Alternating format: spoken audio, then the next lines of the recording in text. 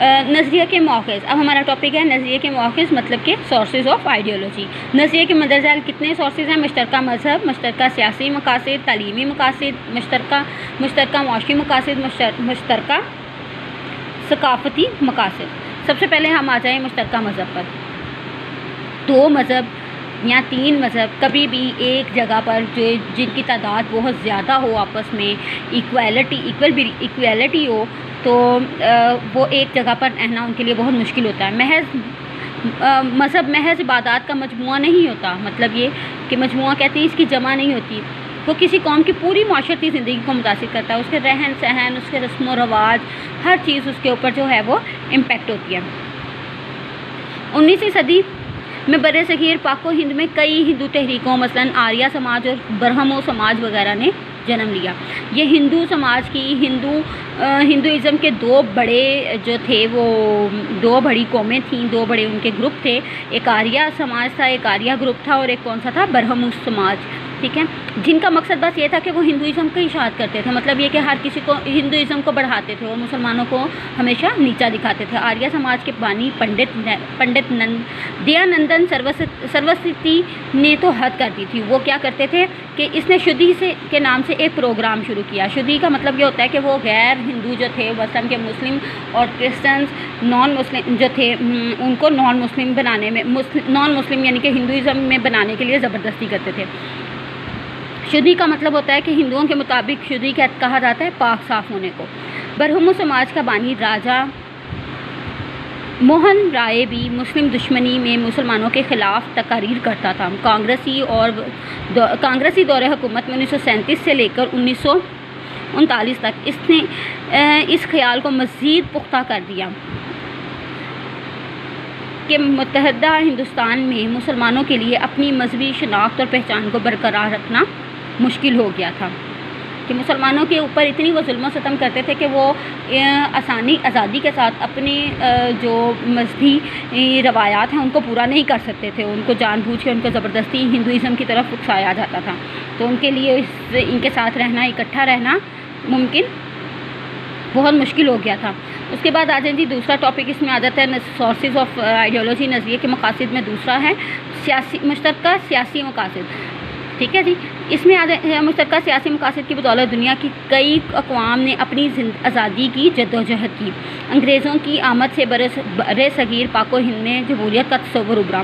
انگریز جو تھے وہ ہندوؤں کو بھی نیچا دکھانا چاہتے تھے اور مسلمانوں کو بھی. وہ یہ چاہتے تھے کہ ان دونوں کی حکومت قائم ہو اور وہ دونوں اکٹھے جو ہیں وہ انگریزوں کے ماتحت ہو جائے. ٹھیک ہے، اس نے جمہوریت کا اقرار کیا. جمہوریت جو ہے وہ اس کو کہا جاتا ہے کہ جمہوریت ایک ایسی جمہوریت کا مطلب یہ ہے کہ جب کسی قوم لوگوں سے ان کی رائے لے کر ان کی مرضی کا حکمران جو ہے وہ صادر کیا جائے ان کے اوپر، جس میں حکومتی نمائندوں کا انتخاب ووٹ کے ذریعے عمل میں آنا تھا. آبادی کے لحاظ سے مسلمان بر صغیر پاک و ہند میں اقلیت میں تھے، لہٰذا حکومت میں مسلمانوں کا حصہ بھی تھوڑا تھا. مسلمان جو تھے وہ تعداد کے لحاظ سے بہت کم تھے.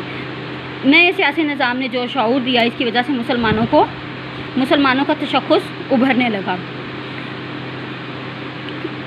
اس کے بعد ہمارا تھرڈ پوائنٹ ہے مشترکہ تعلیمی مقاصد. مشترکہ تعلیمی مقاصد بھی کسی قوم کے نظریے کے مقاصد ہوتے ہیں. انگریزوں نے بر صغیر پر قبضے کے بعد ایسا نظام تعلیم متعارف کرایا جس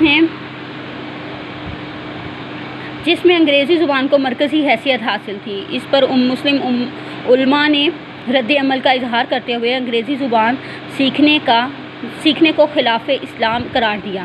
بیشتر مسلمانوں نے نئے نظام تعلیم کو رد کر دیا. یہ سب ایک نظریے کی بنیاد پر ہوا اور وہ نظریہ اسلام تھا. مشترکہ معاشی مقاصد. مشترکہ معاشی مقاصد بھی کسی قوم کے نظریے کے مؤخذ ہوتے ہیں. 1857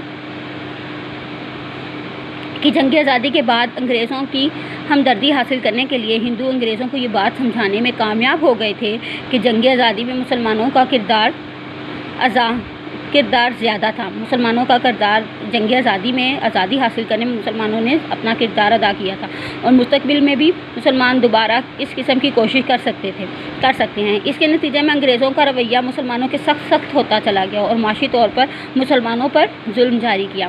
مسلمانوں کو نظر انداز کر دیا گیا. ان تمام وجوہات کی بنا پر مسلمانوں کے لیے کاروبار, تجارت کے مواقع, ان کے لیے ہر قسم کا کام جو تھا وہ ختم کر دیا. لیکن انہوں نے اپنے نظریے کو نہ چھوڑا. مشترکہ ثقافت کلچرل آبجیکٹیو, مشترکہ سیاسی ثقافتی مقاصد کی بنیاد پر کسی بھی قوم کا نظریہ جنم لیتا ہے. ٹھیک ہے. انگریزوں کے ہندوستان پر قبضے کے وقت اردو کو سرکاری زبان کی حیثیت حاصل تھی. برطانوی حکومت نے جب ہندوؤں کو حکومتی سطح پر عمل دخل بڑھا تو انہوں نے اردو کی جگہ ہندی زبان کو سرکاری زبان کا درجہ دلوانے کی کوشش کی. اردو کیونکہ عربی رسم الخط میں لکھی جاتی تھی, لہٰذا اسے اسلام اور مسلمانوں کے قریب تصور کیا جاتا تھا, جبکہ ہندی دیوناگری رسم الخط میں لکھی جاتی تھی, لہٰذا ہندوؤں نے اردو کی جگہ ہندی کو سرکاری زبان کا درجہ دینے کا مطالبہ کیا.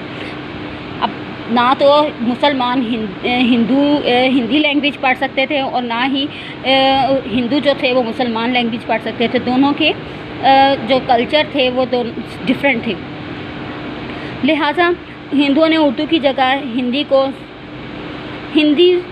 کو سرکاری زبان درجہ دینے کا مطالبہ کر دیا, اور مسلمانوں کو ہندی پڑھنے لکھنے پر عبور حاصل نہیں تھا.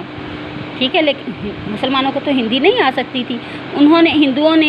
ہندوؤں کے اس عمل نے مسلمانوں کو یہ سوچنے پر مجبور کر دیا کہ وہ متحدہ ہندوستان میں اپنے تشخص کو مزید برقرار نہیں رکھ سکیں گے, بلکہ برِ صغیر کا جو ایک دوسرا نام تھا ہندوستان, اس میں وہاں پر وہ ہندوؤں کے ساتھ مل کر اکٹھے رہنا ان کے لیے بہت مشکل ہے.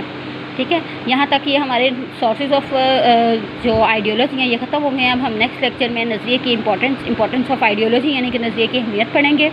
اللہ حافظ. تھینک یو جی. اللہ حافظ. خدا